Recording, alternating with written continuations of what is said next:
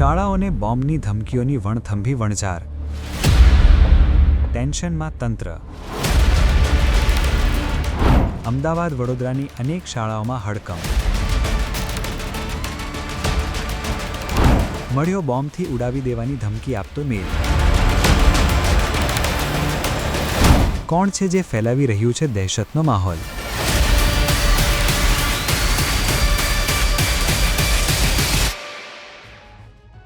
એક તરફ ગાંધીનગર ખાતે ગુજરાત વિધાનસભાના બજેટ સત્રના પ્રથમ બજેટ સત્રને લઈ તમામ સુરક્ષા એજન્સીઓ સતર્ક અને સજ્જ હતી, ત્યાં જ બીજી બાજુ રાજ્યના અમદાવાદ અને વડોદરા શહેરના શિક્ષણ આલમમાં હડકંપ મચી ગયો અને સ્થાનિક પોલીસની સાથે તમામ સુરક્ષા એજન્સીઓ દોડતી થઈ.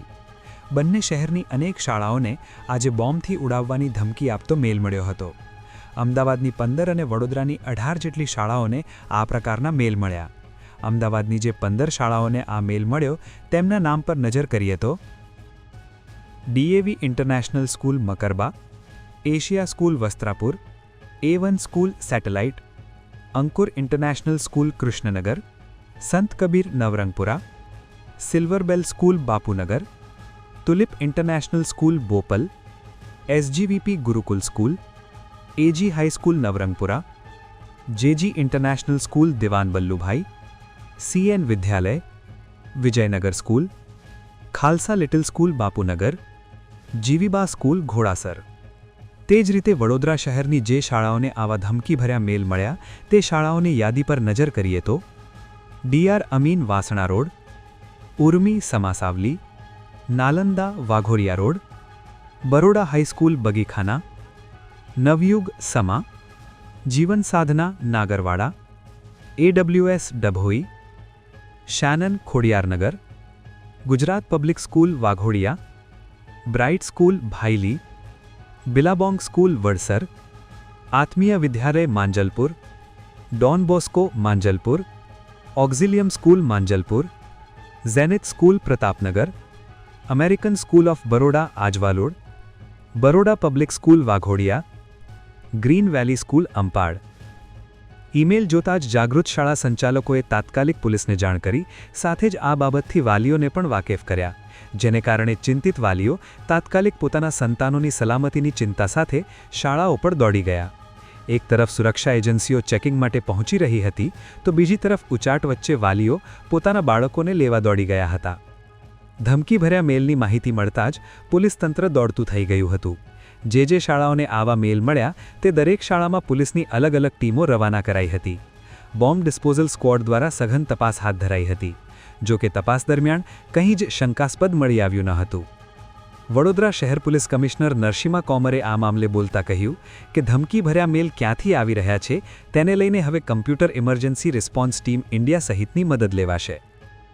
Computer emergency response team India, integrated cyber crime coordination centre, ministry of home affairs government of India અને અન્ય સિસ્ટર એજન્સીઓ સાથે પણ સંકલન કરીને આવા મિસ્ચીવિયસ યા થ્રેટનિંગ ઈમેલ અંગેના તમામ પોસિબલ સોર્સીસ એમિનેટિંગ ક્યાંથી થઈ રહ્યું છે આ અંગે ડિટેલ ઇન્વેસ્ટિગેશન કરીને એમના જે મૂળ સુધી પહોંચવાની પ્રયાસ પણ થશે.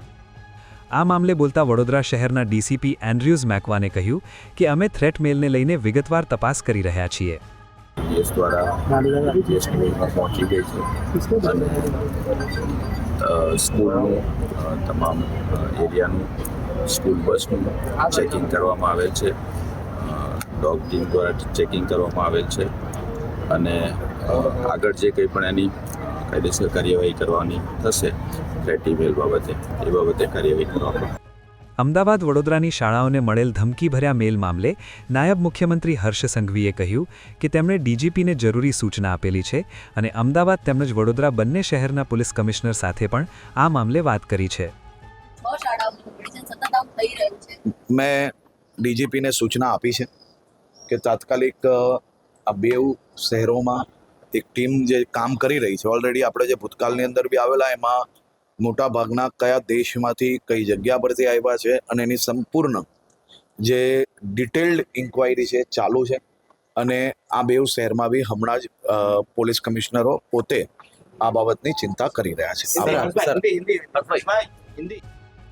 શિક્ષણ રાજ્યમંત્રી રીવાબાએ કહ્યું કે ધમકીભર્યા મેલ મામલે શિક્ષણ વિભાગ સહિત સમગ્ર રાજ્ય સરકાર ગંભીર છે. જે લોકો બોમ્બની ધમકીવાળા મેલ મોકલવા મામલે દોષિત હશે તેમની સામે કડકમાં કડક કાર્યવાહી કરવામાં આવશે.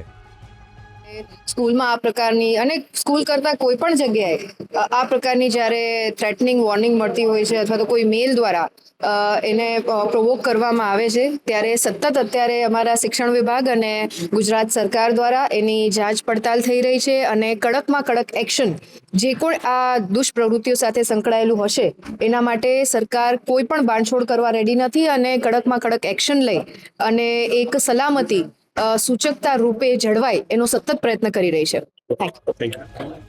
શાળાઓ હોય કે પછી સરકારી કચેરીઓ, બોમ્બથી ઉડાવી દેવાની ધમકીભર્યા મેલ મળવાનો મામલો નવો નથી.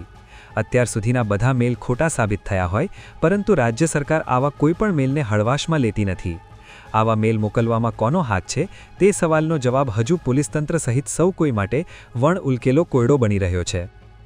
રાજ્ય પોલીસે સાયબર ક્રાઇમ નાઠવા અલાયદું આગવું સેન્ટર ઊભું કર્યું છે.